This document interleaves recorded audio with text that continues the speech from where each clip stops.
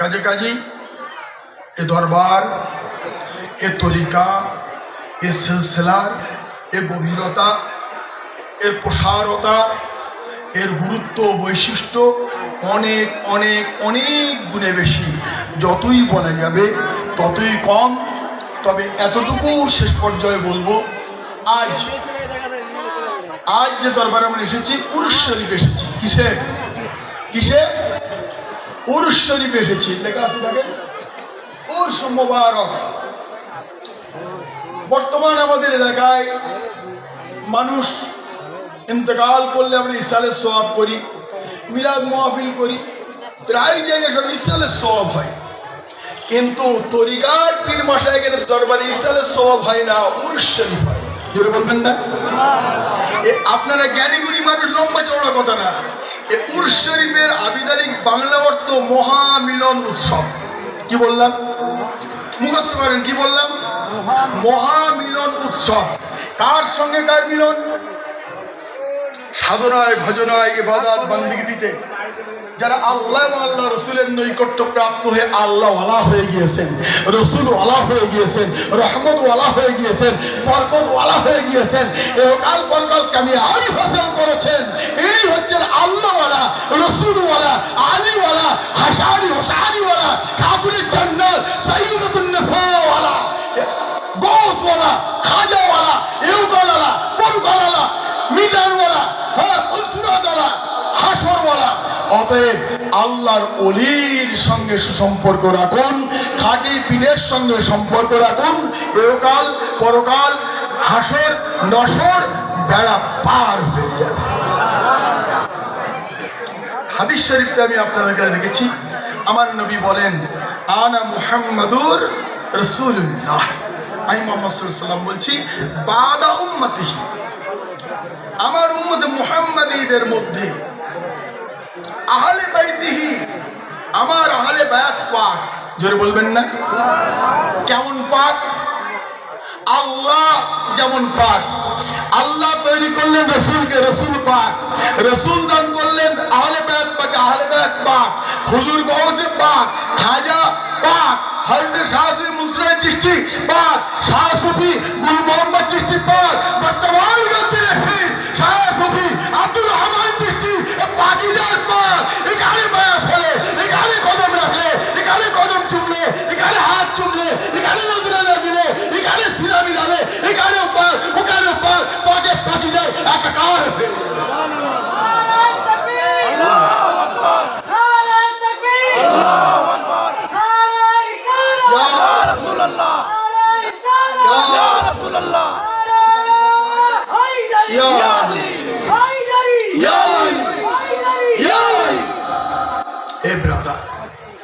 সমাপ্তি সার কথা। রসুল বলছেন আহলে বায়াত পাক। কেমন পাক? রসুল বলছেন আহলে বাইতি ওয়ায়ুতাহিরুকুম তাতহিরা, আল্লাহ পাক পবিত্রতার কসম দিয়ে নবী বলছেন এমন পাক, কাবলাল নূহ নবিউল্লাহ, নূহ আলাইহিস সালামের আমলে মহাপ্রলয়ে নূহ আলাইহিস সালামের কিস্তিতে যারা আরোহণ করেছিলেন, মহাপ্লাবনে নূহ আলাইহিস সালামের নৌকায়, নূহ আলাইহিস সালামের কিস্তিতে যারা আরোহণ করেছিলেন, নূহ আলাইহিস সালামকে নবী মেনে আল্লাহর পক্ষ অবলম্বন করেছিলেন, তারা যেমন বেঁচেছিলেন, ঠিক তদ্রুপ আমার উম্মতে মুহাম্মাদিরা যারা আল্লাহওয়ালার হাতে হাত দিয়ে আল্লাহ এবং আল্লাহ রসুলের পক্ষ নিয়ে আমার আহলে বায়াত পাকের সিলসিলাভুক্ত হবে, আমার আহলে বায়াত পাকের কদর করবে, আমার আহলে বায়াত পাকের পক্ষ অবলম্বন করবে, একাল পরকাল কবরে হাসরে চিন্তার করুন কারণ থাকবে না। পীর মুর্শিদ যদি আপনার হয়ে যায়, খাজা বলবে আমার, খাজা মুন্সির চিশতি বলবে আমার, গৌস বলবে আমার, ইমাম হাসান কারবাইন বলবে আমার, মাওলানা আলী বলবে আমার, আলী যদি আমার বলে, রসুল বলবেন আমার উম্মতি, গায়বে आवाज আসবে নবী जो तुम्हारा है वो हमारा है, जो तुम्हारा नहीं वो हमारा नहीं। অতএব নবীর পক্ষে হয়ে যান, আলীর পক্ষে হয়ে যান, হাসানি হুসেনি হয়ে যান। আমরা শহীদে কারবালার পক্ষে, কিন্তু এজিদির পক্ষে না। আমরা শহীদে কারবালার পক্ষে, এই জন্যই মহরম পালন করি, এই জন্যই মহরমের খিচুড়ি বানাই, ফাতিহা নিয়াজ করি, শোক পালন করি ইমাম পাকের স্মরণে গগনে। এ ব্রাদার, আপনি যে আল্লাহর পক্ষে, আপনি যে রসুলের পক্ষে, আপনি যে শহীদে কারবালার পক্ষে, দলিল কোথায়? দলিল হচ্ছে শাহ সুফি আব্দুর রহিম চিশতি কাদরিয়াল ফকিরি। এটা হচ্ছে জিন্দা দলিল। আপনি যে আল্লাহর পক্ষে, তার দলিল হচ্ছে আপনার পীর মুর্শিদ আল্লাহ ওয়ালা।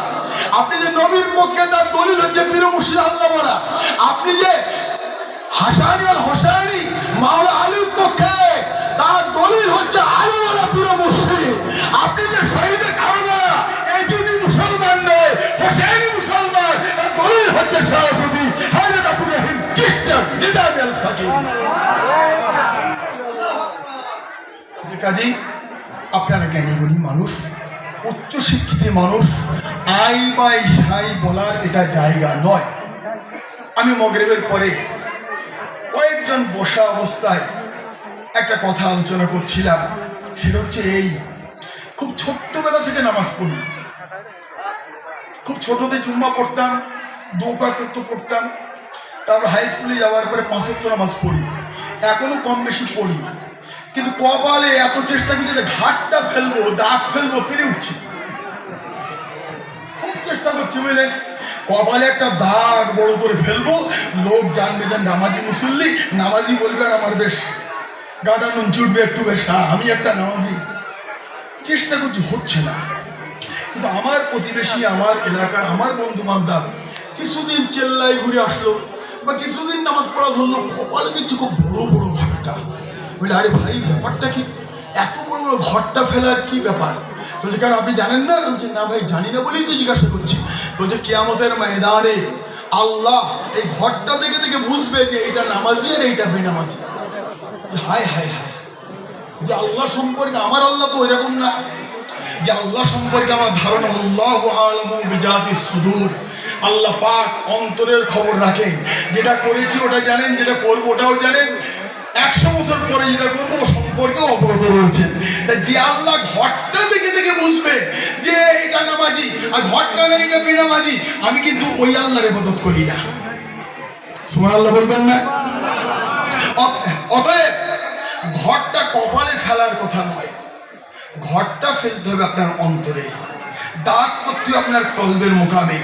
এই কলবের মুকাম যদি দাগ করতে পারে, লা ইলাহা ইল্লাল্লাহ জজবা লাগিয়ে, মুহাম্মদ রাসূলুল্লাহ নয়, রাসূলুল্লাহ নয়, রাসূল আল্লাহ। সুবহানাল্লাহ বলবেন না? যেদিন রাসূলকে রাসূল আল্লাহ বুঝতে পারবে, যেদিন রাসূলকে রাসূল আল্লাহ ধরতে পারবে, যেদিন রাসূলকে রাসূল আল্লাহ বলতে পারবে, সেদিন আপনি ইহকালে বুঝে পরকালের কামিয়াবি খবর পেয়ে যাবেন।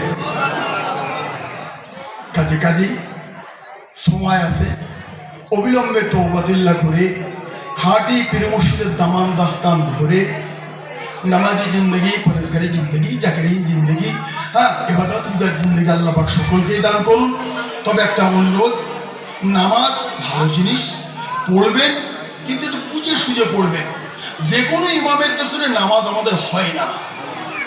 কথাটা বলি, শেষ করি। ওই ইমামের পেছনে নামাজ পড়ি যে ইমামের ইমাম আছে। সুবহানাল্লাহ বলুন। যে ইমামের ইমাম আছে তার পেছনে নামাজ পড়ি, যে ইমামের ইমাম আছে তাকে আমি ইমাম মানি, যে ইমামের ইমাম আছে তাকে আমি কদর করি। যে ইমামের ইমাম নাই ও কখনো ইমাম হতে পারে না। যে ইমামের ইমাম নাই ওর পিছনে আমার নামাজ হতে পারে না। যে ইমামের ইমাম নাই তাকে আমার দ্বারা কদর করা চলবে না। অনেকেরই ধারণা, তাহলে উপায়, আমি শাহ সুফি হযরত গুল মোহাম্মদ চিশতি নিজামী ফকির রহমাতুল্লাহ আলাইহির কাছে পায়া, কিন্তু আমার গ্রামে আমরা 4-5 জন, আর কেউ না, তো আমরা নামাজ কি করে পড়বো? হ্যাঁ, মসজিদ ছাড়বেন না, মসজিদে যাবেন, প্রকাশ্য বলছি, মসজিদে যাবেন, দেখবেন যে ইমাম পীরপন্থী নয়, ইমাম পীর বিরোধী, নবী বিরোধী, আহলে পাক বিরোধী, গওস বিরোধী, খাজা বিরোধী, ফতিহা বিরোধী, কিয়াম বিরোধী, মুহররম বিরোধী, খিচুড়ি বিরোধী, শবে বরাত বিরোধী, হালুয়া রুটি বিরোধী, বিরোধী, তা আপনি জীবনে তাকে ইক্তেদায়ে বিহাজাল ইমাম বলবেন না, নিজের পীর মুর্শিদকে ইমাম বানিয়ে নেবেন। সুবহানাল্লাহ। আপনার পীর মুর্শিদ হচ্ছে ইহকাল পরকাল, নামাজে, রোজা, হজে, যাকাতে, জিকিরে, তিলাওয়াতে সর্ব অবস্থায় ইমাম। ইমামকে দাঁড় করিয়ে নিজের নামাজ নিজে পড়ে চলে আসবেন। কখনো ইক্তেদায়ে বিহাজাল ইমাম বলা যাবে না। যদি পীরের কাছে বায়াত না হয়ে থাকেন, তো কোনো পীরের কাছে সম্পর্ক আছে, সে পীরকে খাড়া করবেন, তাও যদি অন্তরে না আসে, তা নিজের বাপ বা মা যার চেহারা স্মরণ সহজ আসবে তাকে স্মরণ করে রুকু সেজদা করে বাড়ি চলে আসবেন। জিন্দেগিতে মনা কিনা, জিন্দেগিতে যার ইমাম নাই, তাকে ইক্তেদায়ে বিহাজাল ইমাম বলবেন না। হায়াত বাকি তো মুলাকাত বাকি। আসসালামু আলাইকুম ওয়া রাহমাতুল্লাহি ওয়া বারাকাতুহু। আসসালামু আলাইকুম ওয়া রাহমাতুল্লাহি ওয়া বারাকাতুহু।